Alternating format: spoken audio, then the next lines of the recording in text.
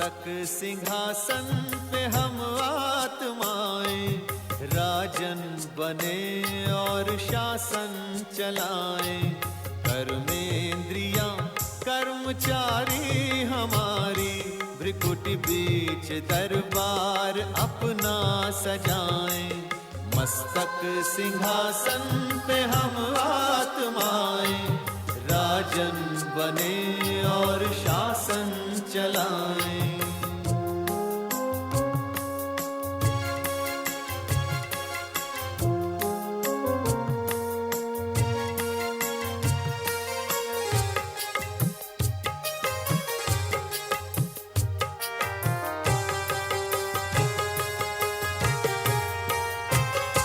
करे मंत्रणा मिलके मन मंत्री से, समाचार पूछे सजग संतरी से।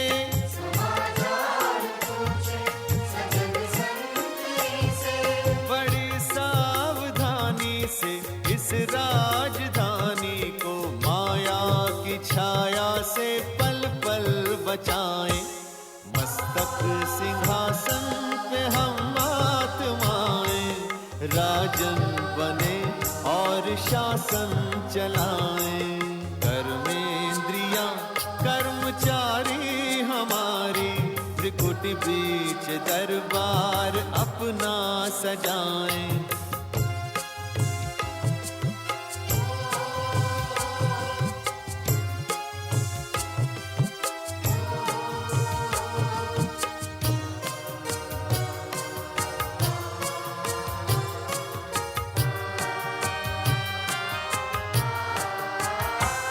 है बुद्धि का मुंसिफ बड़ा न्यायकारी, मैं राजा भी राजी सुखी जनता सारी। राजा भी राजी सुखी जनता सारी। सुसंस्कारों की जो सेना सजग हो, तो दुर्गुण के दुश्मन से धोखा न खाए। मस्तक सिंहासन पे हम आत्माएं, राजन बने और शासन चलाएं। कर्मेंद्रियां कर्मचारी हमारी, त्रिकुटी बीच दरबार अपना सजाएं।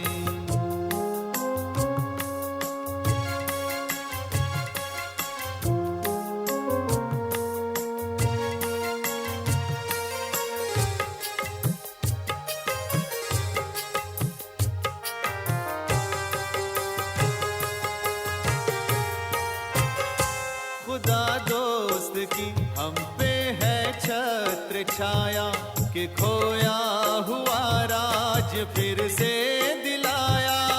खोया हुआ राज फिर से दिलाया। उपकार उसने किए हम पे इतने, के आभार धरती गगन मिल के गाएं। मस्तक सिंहासन पे हम आत्माएं, राजन बने और शासन चलाएं। कर्मेंद्रियां कर्मचारी हमारी, भ्रिकुटी बीच दरबार अपना सजाएं।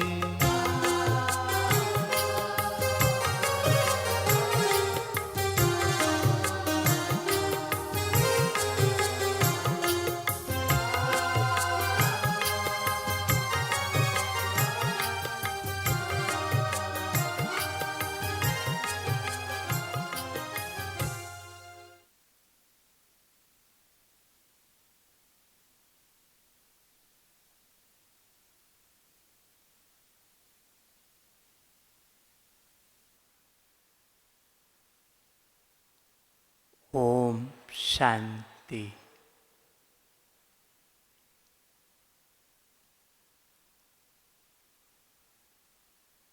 आप सभी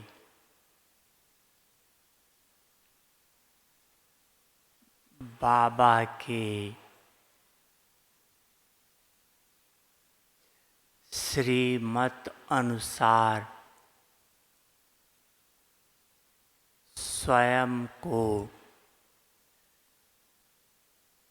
उसी रास्ते पर चलाते हुए बाबा से शक्ति लेते हुए विजयी रतन बनने का पुरुषार्थ कर रहे हैं।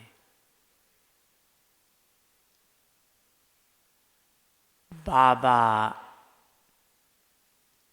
आया ही है, हम आप आत्माओं को विजयी बनाकर अपने साथ घर ले जाएगा। फिर ब्रह्मा बाप के साथ सतयुग में राज्य करेंगे। तो जब ब्राह्मण बनते हैं, बाबा आत्माओं को अपना बनाता है, उसी पल से माया आपकी दुश्मन बन जाती है। पहले हम दुश्मन के साथ थे, इसलिए दुश्मन नहीं समझते थे। लेकिन जब बाबा ने हम आप सबको यथार्थ परिचय दिया, तब पता पड़ा कि माया हमारा दुश्मन है और उससे अपना किनारा करने की कोशिश करने लगे। लेकिन जब हम आप उससे किनारा करके बाबा से जुड़ने की कोशिश करते हैं, तो हमारे सामने कई प्रकार की परिस्थितियां माया लाती है और उन परिस्थितियों पर विजय प्राप्त करने की विधि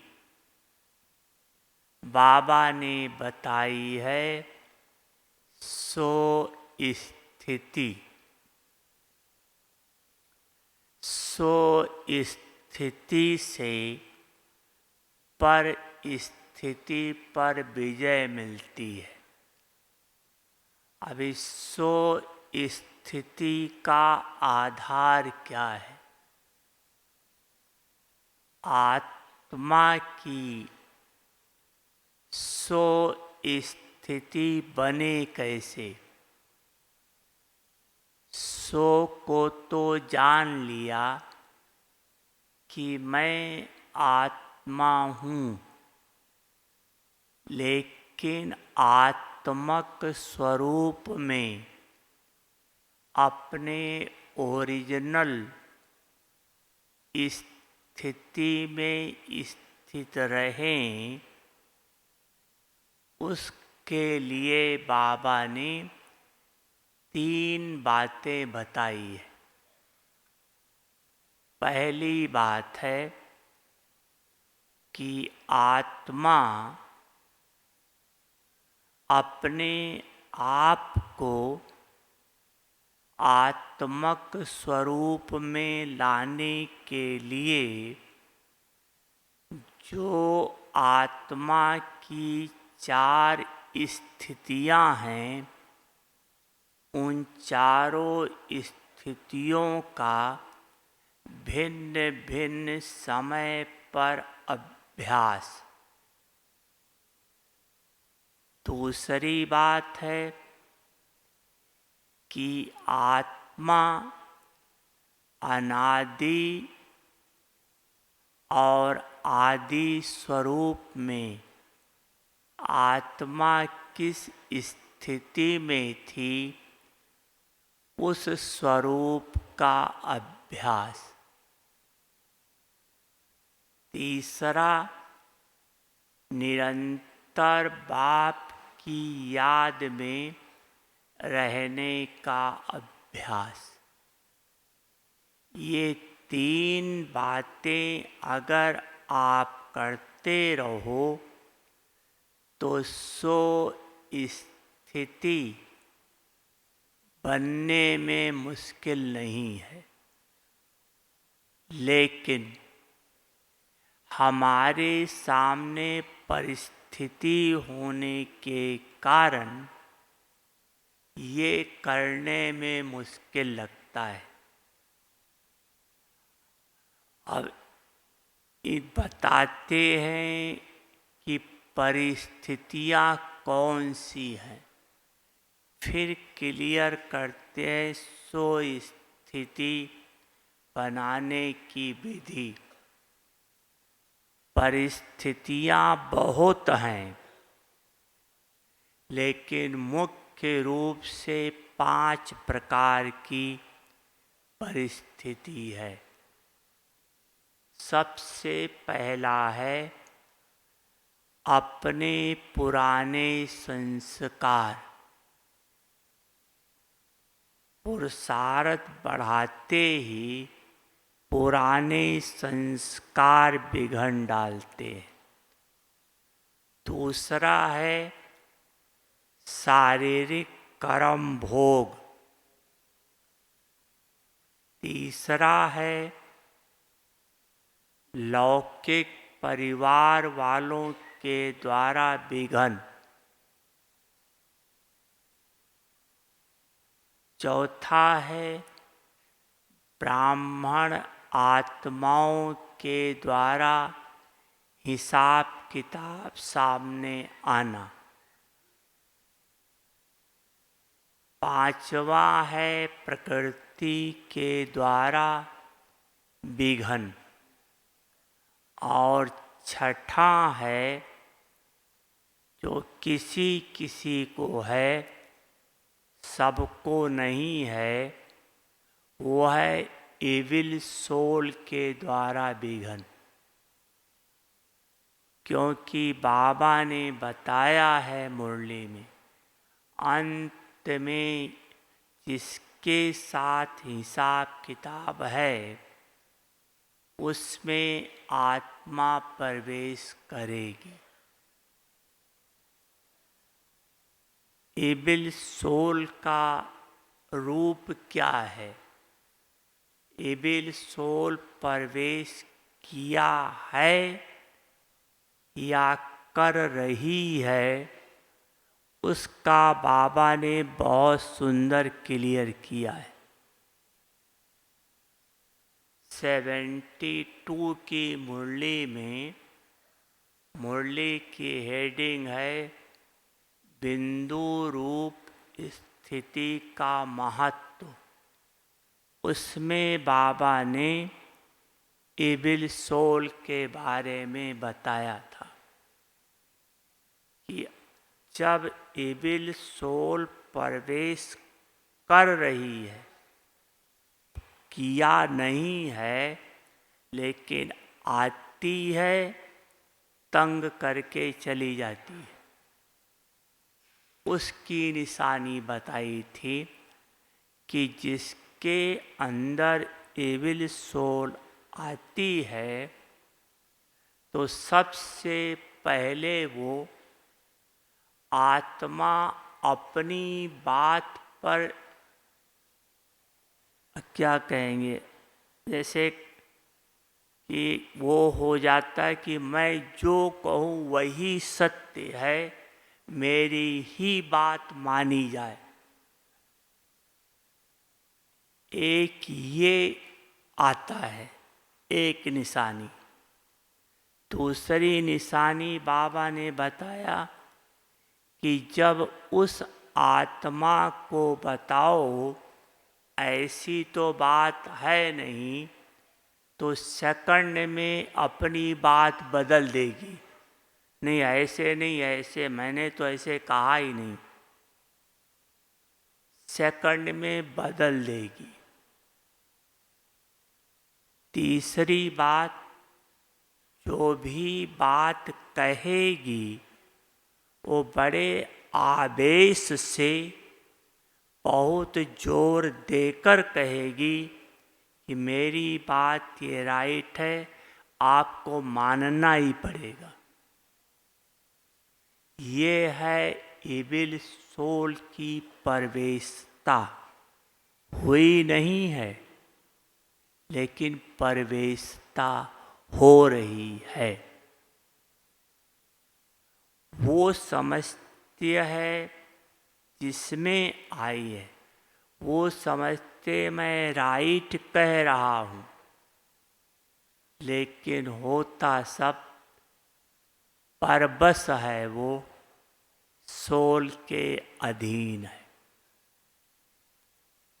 इससे बचने के लिए बाबा ने बताया था कि जब ऐसी परिस्थिति देखो तो इससे बचने का साधन है या तो बिंदु रूप स्थिति में स्थित होकर अव्यक्त बाप दादा के साथ रूह रिहान करके उस बात को क्लियर कर दो,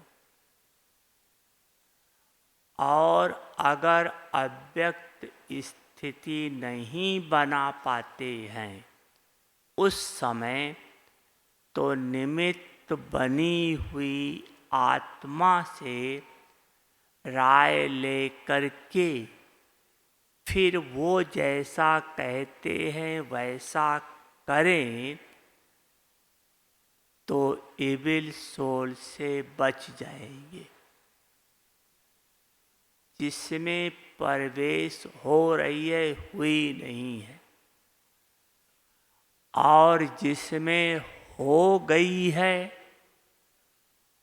उसके लिए बाबा ने 84 के मुरली में बताया था।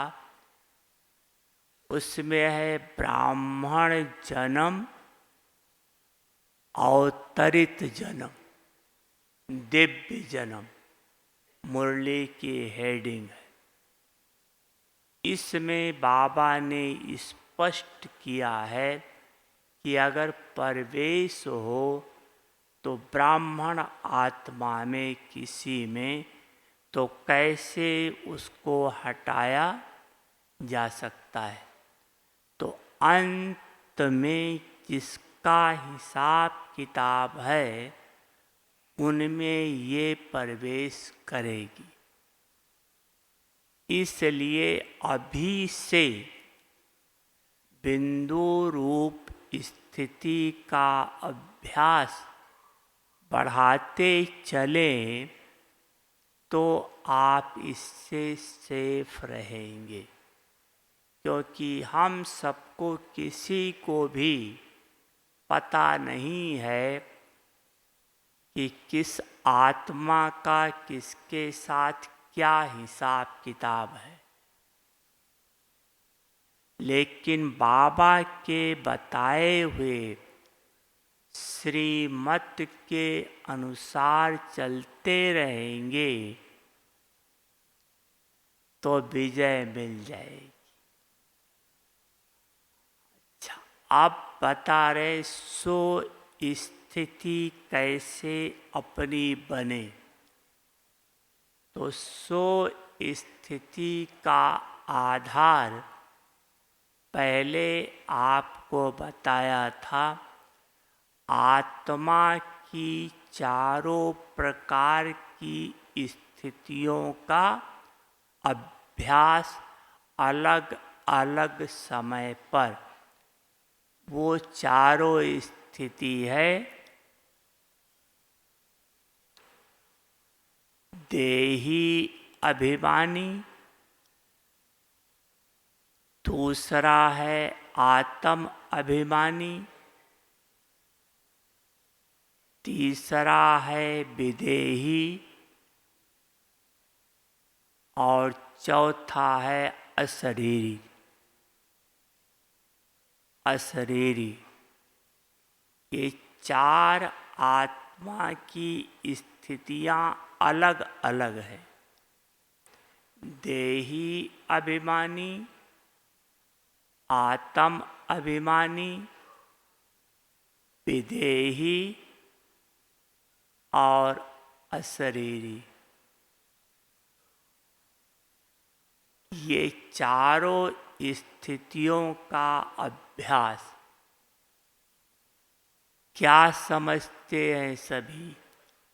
चारों एक ही है या अलग अलग है? क्या कहेंगे पांडव? चारों एक ही है या अलग अलग है?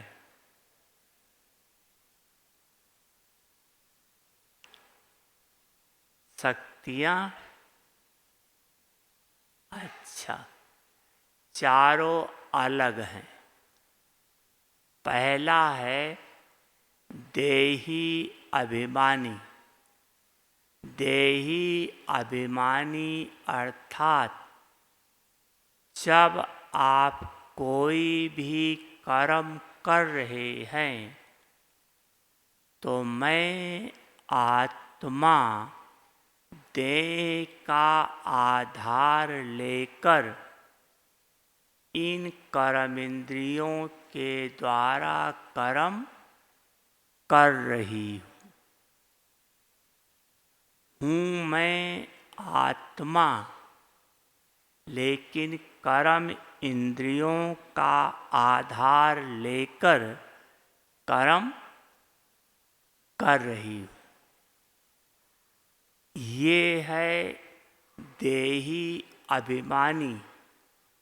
देह है और आधार लेकर कर्म कर रही हूँ, तो उसमें देह भी याद आएगी। ऐसे नहीं कि देह नहीं याद आएगी, लेकिन कॉन्शियस है कि मैं आत्मा हूँ। और जब ये अभ्यास आपका बढ़ते बढ़ते बढ़ते टॉप स्टेज पर पहुंच जाएगा, अर्थात फुल देही अभिमानी बन जाएंगे, कर्मातीत की स्थिति नज़दीक आ जाएगी, तब आपकी स्थिति बन जाएगी कि मैं आत्मा इन कर्म इंद्रियों को आर्डर प्रमाण चला रही हूँ। चलाने वाला अलग है, चलने वाला अलग है। आत्मा और शरीर दोनों अलग अलग अनुभव होंगे। पहली है इंद्रियों का आधार है और लास्ट है अलग का अनुभव होना, जिसका बाबा ने मिसाल दिया था गुलाब का फूल। देही अभिमानी स्थिति है कमल का फूल, और अंतिम स्थिति है जिसको उपराम स्थिति कहते हैं, ये है गुलाब का फूल। कमल के फूल की विशेषता समझते हैं, सबके साथ रहते हुए भी न्यारा। गुलाब के फूल की क्या विशेषता है जो और किसी फूल में नहीं है? क्या विशेषता है?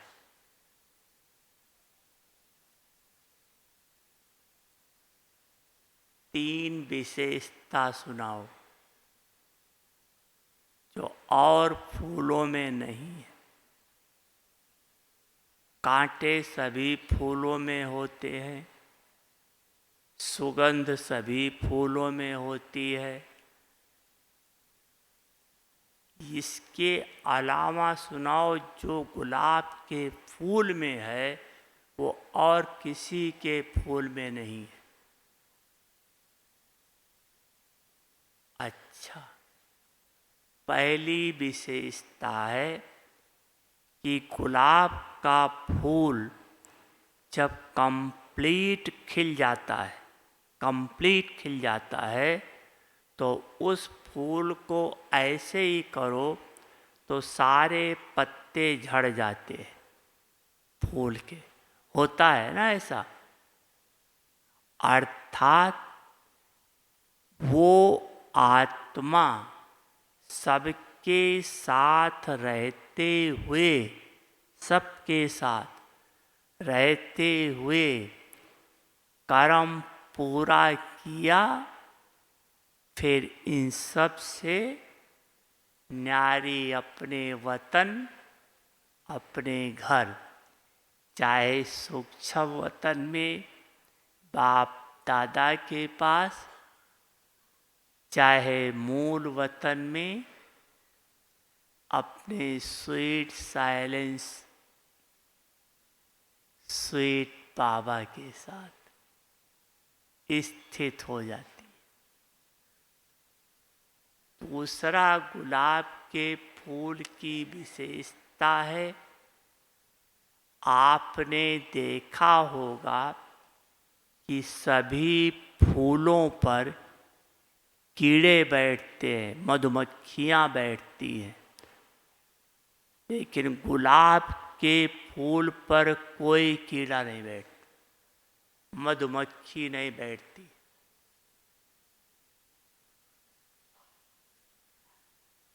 अर्थात वो सबके साथ रहते हुए सबसे न्यारा है।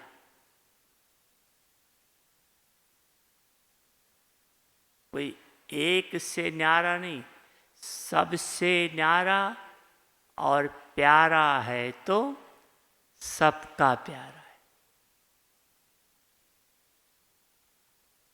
और तीसरी गुलाब के फूल की विशेषता होती है कि जब सब पंखड़ियाँ झड़ जाती हैं तो बीच में बूर बचता है, इतना जहाँ उसका फल लगता है वो बचता है। अर्थात वो सदा आत्मक स्थिति में स्थित रहता है, इस भान से परे रहता है। लास्ट में वो स्थिति आ जाती है, वो स्थिति लानी है। अभी तक हमारी सबकी स्थिति कोई तो पार हो गए होंगे, अभी तक है कमल फूल वाली स्थिति। योग लगता है, टूटता है, लगाते हैं, टूटता है। जैसे सब्जी बनाओ तो लगती है छुड़ाओ, लगती है छुड़ाओ, ऐसा चलता है। लेकिन बनना है एकदम उपराम। तो किसी ने, एक ने प्रश्न किया था कि आजकल तो ऐसा साधन निकला है जो सब्जी लगती नहीं है, तरा पकड़ता ही नहीं है, पता नहीं क्या कहते हैं, कौन सा कुकर तवा कहते हैं, जो चिपकता नहीं है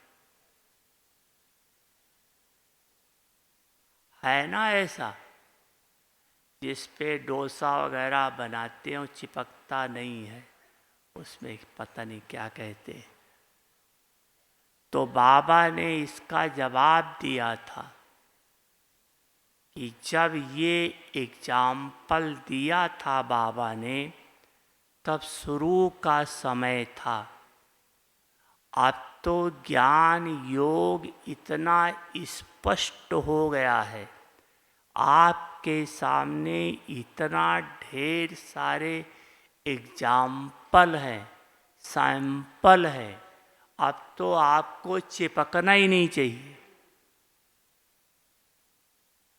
अगर अभी चिपकते हैं तो माना ज्ञान योग को अपने जीवन में लाया नहीं है अभी तक। तो एक है देही अभिमानी, दूसरा है आत्म अभिमानी। जब आप बाबा की याद में बैठते हैं, तब आत्मा को इस शरीर के स्मृति की आवश्यकता नहीं है। कर्म में इसकी स्मृति आएगी, लेकिन जब योग में बैठते हैं तो इसको भूल कर, सब कुछ भूल कर, मैं आत्मा हूँ, बाबा का बच्चा हूँ, बस आत्मा समझकर बाबा को याद करना, ये है आत्म अभिमानी। तीसरा है विदेही। विदेही अर्थात आप जब कुछ कर्म नहीं कर रहे हैं, ऐसे ही बैठे हैं या चल रहे हैं, बातचीत कर रहे हैं, तो कोई न कोई सोमान बुद्धि में जरूर रखो। मैं आत्मा शिव शक्ति हूँ। शिव शक्ति समझकर बात करो। मैं आत्मा भगवान का बच्चा हूँ, मतलब जो बाबा ने सोमान दिया है, किसी न किसी सोमान में स्थित रहो, तो सोमान देह भान को मिटा देगा। और चौथा है अशरीरी। जब आप आत्मा परम धाम में हैं, तो वहाँ शरीर नहीं है। आप देखो थोड़ा टाइम है तो शरीर से भी इस दुनिया को सबको भूलकर परम धाम में अपने बाबा के पास ज्योतिर्बिंदु बाबा, ज्योतिर्बिंदुमय आत्मा, यही मेरा घर है। बाबा ही हमारा संसार है। वहीं स्थित हो जाओ। ये बीच बीच में जैसा टाइम मिले, आप डेड साइलेंस का अभ्यास करो। ऊपर से बाबा के पास बैठकर नीचे का संकल्प करो कि ये शरीर मरा पड़ा है, मैं आत्मा बाबा के पास बैठी हूँ, वहाँ से इसको देखो। फिर संकल्प करो, अभी मैं आत्मा परम धाम से उतरकर सूक्ष्म वतन होते हुए शरीर में प्रवेश किया है। शरीर का आधार लिया है श्रेष्ठ कर्म करने के लिए। ये जितना अभ्यास आप करोगे, एक तो आपका विक्रम होलसेल में विनाश हो जाएगा। दूसरी बात, ये अभ्यास आपको अंत में ये शरीर छोड़ने में बहुत मदद देगा। सहज इस शरीर को अपनी स्व इच्छा से छोड़ देंगे, जैसे ब्रह्मा बाबा ने छोड़ा था। तो ये अभ्यास करो तो आत्मक स्वरूप में टिक जाएंगे। सिर्फ मैं आत्मा हूँ, मैं आत्मा हूँ, सिर्फ यही अगर सोचते रहोगे तो आत्मक स्थिति बन नहीं पाएगी। ये चारों स्थितियों का जैसा समय, उस स्थिति का अभ्यास करो। दूसरी बात है, आत्मक स्थिति में अपने अनादि और आदि स्वरूप को बार बार सामने लाओ। जब मैं आत्मा परम धाम में थी, बाबा के पास थी, तो कितनी मुझ आत्मा में चमक थी, कितनी मैं आत्मा शक्तिशाली थी, कितनी मुझ आत्मा में लाइट थी। ये ऐसे अनादि स्वरूप का अभ्यास करो। फिर आप अनादि से, परम धाम से अपने आदि स्वरूप देव स्वरूप में आत्मा आई है।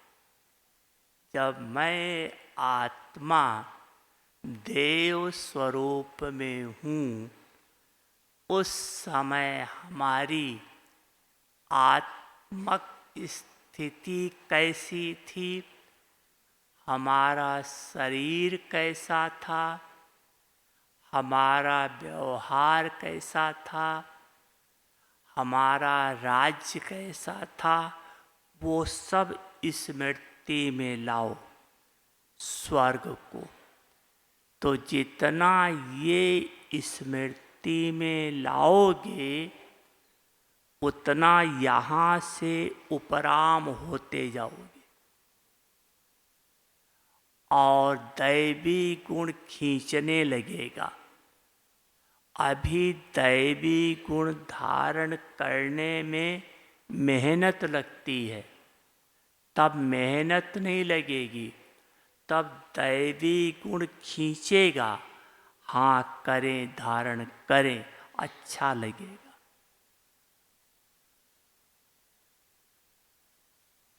और तीसरी बात है, आत्मक स्थिति के लिए निरंतर बाप की याद।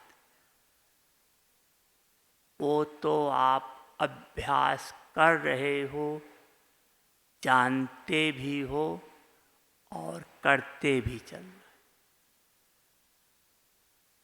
किस प्रकार से?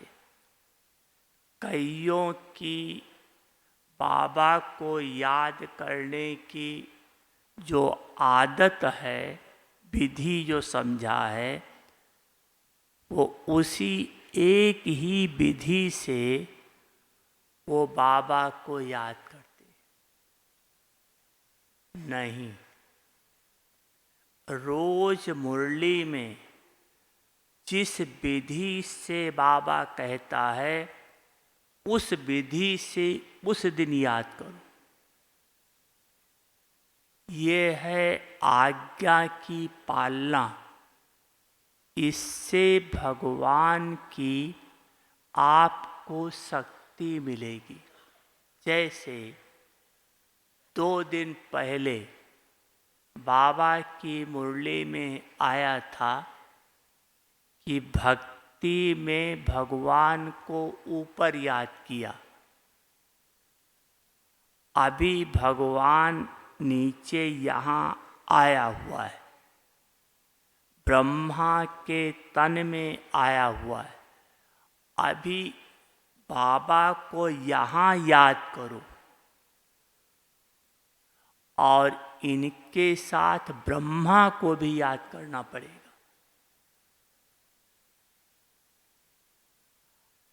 अब अगर ऐसा नहीं किया आपने, तो उस दिन भगवान के आज्ञा की अवज्ञा की।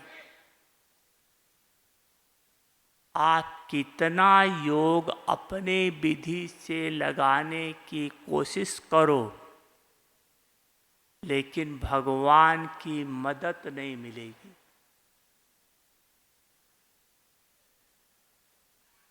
क्यों? क्योंकि आप अपनी मर्जी से कर रहे हो, भगवान के बताए हुए विधि से नहीं। अगर भगवान के बताए हुए विधि से करते तो बाप की दुआ भी मिलती, आशीर्वाद भी मिलता, शक्ति भी मिलती।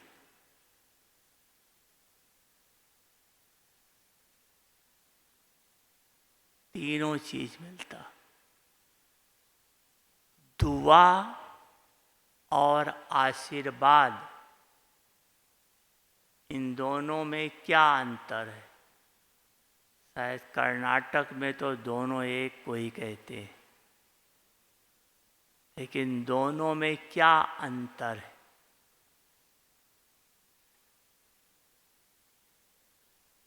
दुआ और आशीर्वाद।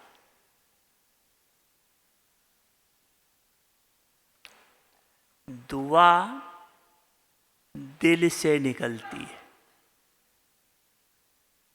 दुआ दिल से निकलती है, आशीर्वाद मुंह से निकलता है। अंतर।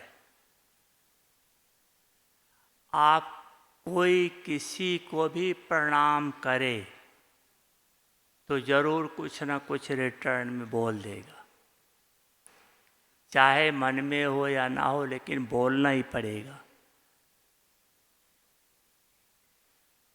चाहे रूखा सूखा बोले, हाँ खुश रहो खुश रहो खुश रहो, ऐसे कह देगा, लेकिन बोलेगा जरूर। लेकिन दुआ दिल से निकलती है। इसलिए माँ बाप की दुआ का गायन है, क्योंकि वो जो कुछ भी देते हैं लौकिक में भी दिल से देते। तो जो चीज दिल से दी जाती है वो चीज अपना काम जरूर करती, और जो चीज ऊपर से सिर्फ है वो सिर्फ मन को खुश करती है, बस काम नहीं करती।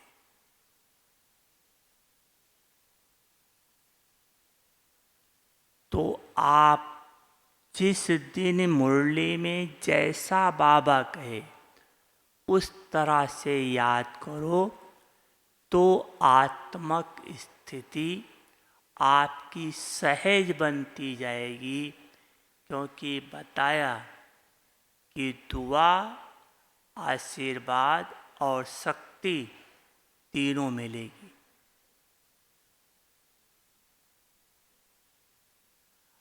अब आत्मक स्थिति अगर पक्की और शक्तिशाली हो गई तो परिस्थिति पर विजय सहज हो जाए। पहले बताया पुराना संस्कार। पुराना संस्कार हमको सबसे ज़्यादा पुरुषार्थ में विघ्न डालता है, सबको अनुभव है। अब देखा जाए तो पुराना संस्कार है कहाँ से? इस बॉडी कॉन्शियस से।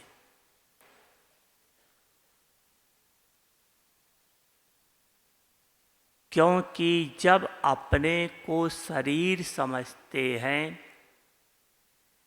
तो जो द्वापर से समझते आए हैं वही प्रकट हो जाता है, अर्थात उसी चीज का बीज बोया।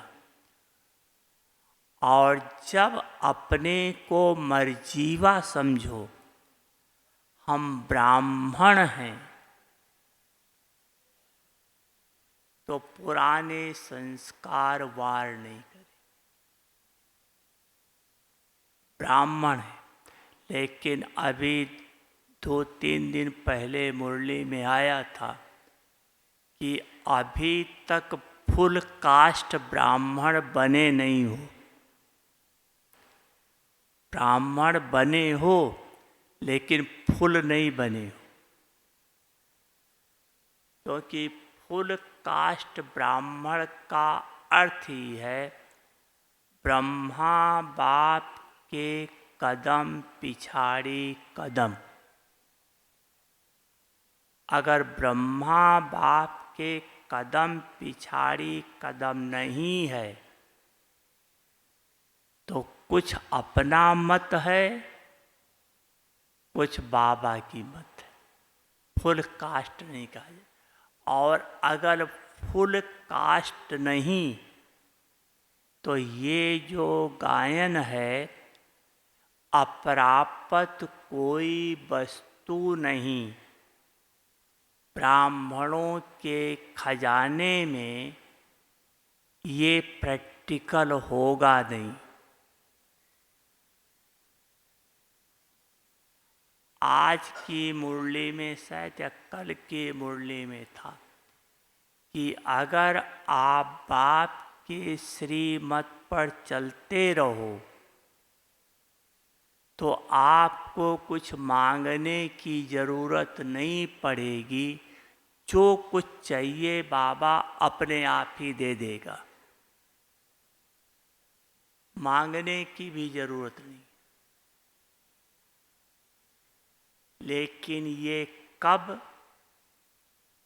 जब पूरा श्रीमत अर्थात फुल कास्ट ब्राह्मण बनेंगे तब।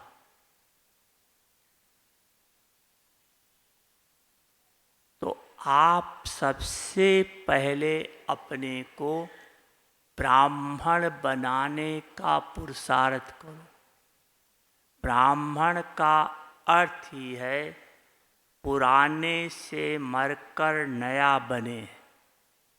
शरीर वही है, सब कुछ वही है, सिर्फ संकल्प चेंज हुआ है कि हम शूद्र नहीं ब्राह्मण हैं। ईश्वरीय नियम पर चलना शुरू किया, ब्राह्मण बने। वैसे भी दुनिया में देखो, जब कोई मर के नया जन्म लेता है तो 3 बातें बदलती हैं। पहली बात, परिवार बदल जाता है, माँ बाप बदल जाते हैं। दूसरा है स्थान बदल जाता है। तीसरा है स्थिति अर्थात धर्म बदल जाता है। आप बच्चे बाबा के बने, जीते जी मर के बाबा के बन गए, तो आपका सर्व संबंधी कौन हुआ? आपका कौन हुआ? बाप दादा ना। सर्व संबंधी बाप दादा हुआ ना।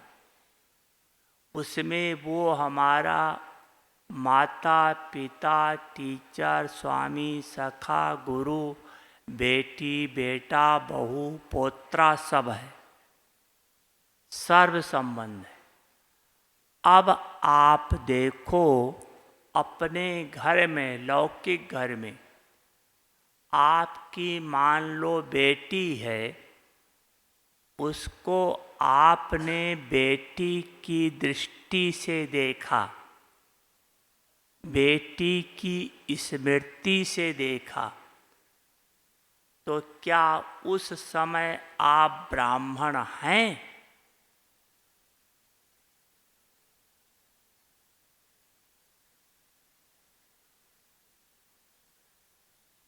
सोचो आप।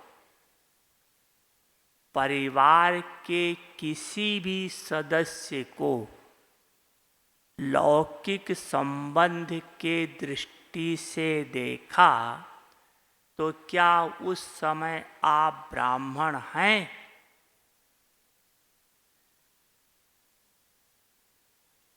क्या बीके को बेटी होती है? बीके को बेटा होता है?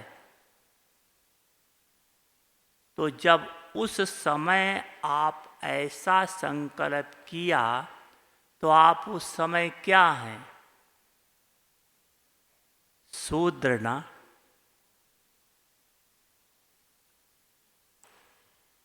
इसीलिए बाबा कहता है अभी हाफ कास्ट ब्राह्मण। अभी अपनी दृष्टि वृत्ति को बदलो। बेटी है, बेटी कहना पड़ेगा, लेकिन अंदर से संकल्प रहे कि नहीं, ये शिव बाबा की संतान है, ब्रह्मा बाबा की संतान है। अंदर का संकल्प रहे। जैसे आप सेंटर पर जाते हो, सेंटर पर टीचर बहने हैं तो वो भी बहने ना, लेकिन आप उनको कितना ऊंची नज़र से देखते हो।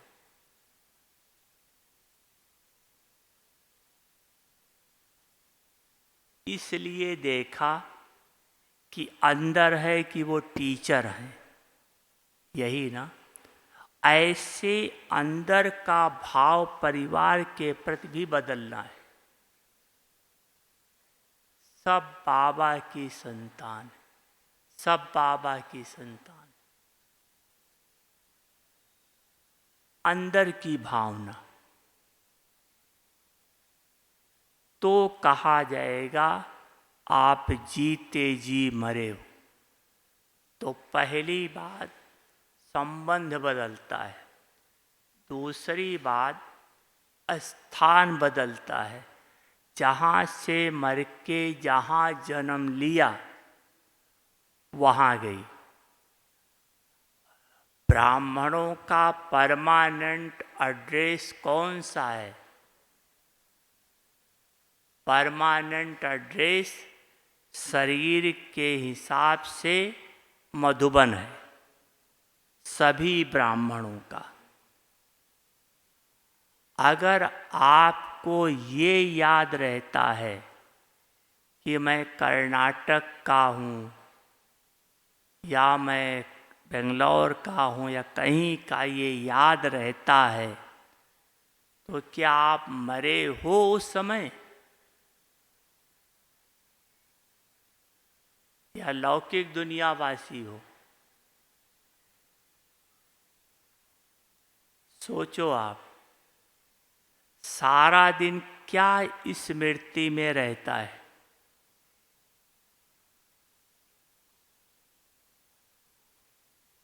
और वैसे भी कहा जाता है कि अगर किसी को पास्ट की बात याद आ जाए तो पास्ट काल को क्या कहते हैं हिंदी में?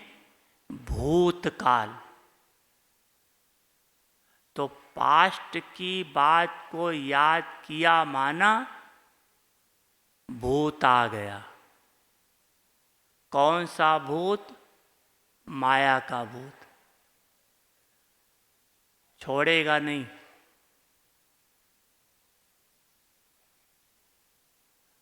और तीसरी बात है, स्थिति अर्थात स्थान बदलता है। आप अभी ब्राह्मण बने, अभी हमारा सबका संकल्प है कि मुझ आत्मा को 5 विकारों पर विजय प्राप्त करना ही है, संकल्प है। अगर हम 5 विकारों के बस यूज करते, मान लो घर में बच्चे ने कोई गलती की, परिवार के किसी सदस्य ने गलती की और आपने उसे डांटा, तो क्या भीखे हो उस समय?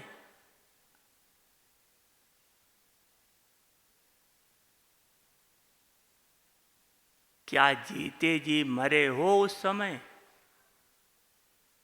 नहीं। क्यों डांट रहे हो? क्योंकि समझते हो मेरा बेटा है, अधिकार है उसको सुधारने का। लेकिन ये समझ नहीं है, बेटा है लेकिन सुधरेगा कैसे? क्या डांटने से? डांटने से तो और बिगड़ेगा। आप देखो, लोग आजकल बच्चे की गलती देते हैं कि बच्चा बड़ा खराब है, जमाना बड़ा खराब है। लेकिन खराब बनाया किसने? आप मान लो आपका छोटा बच्चा है, वो कोई गलती करता है और आप उसे जोर से डांटते हो कि ऐसे नहीं करना। आपका लक्ष्य बड़ा ऊंचा है कि बच्चा गलती न करे। लेकिन जब आप जोर से डांटते हो कि आप ऐसा क्यों किया या नहीं करना, तो वो छोटा बच्चा सीख रहा है कि डांटा कैसे जाता है। उसको क्या पता डांटना क्या होता है। तो आपने उसे सुधारा या बिगाड़ा?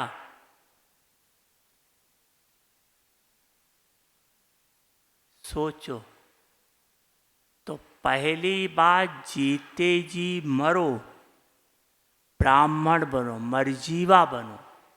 इस देह भान से अपने को मुक्त करो कि मैं आत्मा या मैं जीव आत्मा या मैं ब्राह्मण आत्मा बाप दादा की संतान हूँ। बाप दादा मुझ आत्मा का सर्वस्व है, मुझ आत्मा का संसार बाप दादा है। मुझे बाप दादा के श्रीमत पर चलना है, बाप दादा को फॉलो करना है। ये अंदर बार बार संकल्प अगर लाते रहो तो आप ये जो पुराने संस्कार हैं जो देह भान से उत्पन्न हो रहे हैं, वो पुराने संस्कार दब जाएंगे। मिट तो तुरंत नहीं जाएंगे, लेकिन दबते दबते दबते दबते मर्ज हो जाएंगे। दैवी संस्कार इमर्ज हो जाएगा। ठीक है? अच्छा, ओम शांति।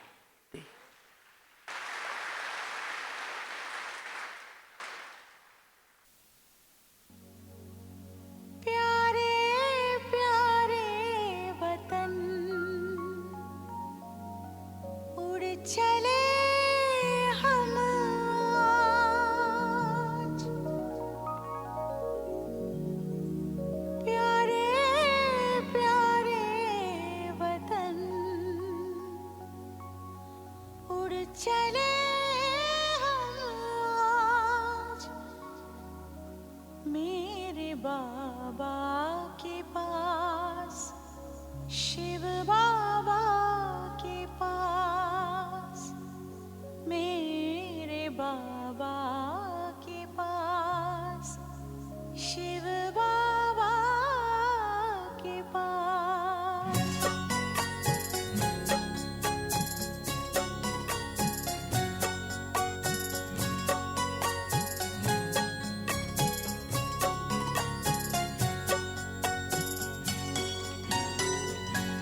प्यारे प्यारे वतन, उड़ चले हम आज। प्यारे प्यारे वतन, उड़ चले हम आज मेरे बाबा के पास, शिव बाबा के पास। मेरे बाबा के पास, शिव बाबा के पास। मन में लगन और प्रीत में मगन, मन में लगन और प्रीत में मगन, चले बाबा के पास, शिव बाबा